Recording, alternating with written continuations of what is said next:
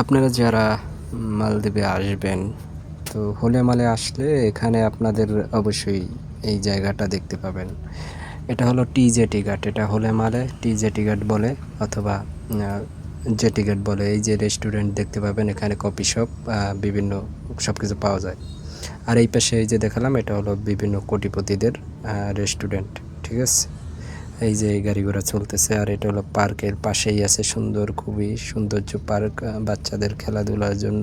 দেখতে আপনারা অবশ্যই আসলে দেখতে পাবেন অন্যরকম ফিলিংস, মুগ্ধ হয়ে যাবেন। সোজা কথা, মালদ্বীপের যে পার্কগুলো বিভিন্ন জায়গায় রয়েছে সেগুলো। তারপর হলো এখান থেকে আমরা মালের দিকে চলে গেলাম রাজধানীতে প্রাইভেট কারে উঠে। এটা হলো একটা ব্রিজ, মালদ্বীপের যে ব্রিজ, তার কিছুটা অংশ তুলে ধরলাম। তো এখানে এই যে সাগর পাড়ে, এদিকে আপনার কুল কিনারা নাই, চারিদিকে সাগর আর পানি আর পানি। তো অবশ্যই আসলে আপনারা দেখতে পাবেন কতটা সৌন্দর্য। না আসলে কোনো কিছুই বোঝা যাবে না যে আপনি মুগ্ধ হবেন কিনা।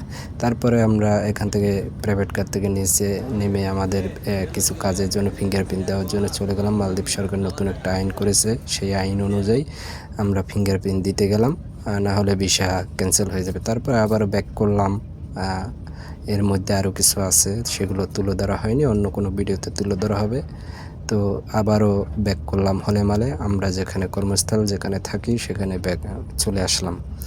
তো এভাবেই আপনারা আসলে আসলে কতটা সৌন্দর্য মালদ্বীপ। এবং মোটরসাইকেল বেশি চলাচল করে গাড়ির চেয়ে, এবং সবাই আইন খুবই কড়া আইন সরকার অনুযায়ী চলে।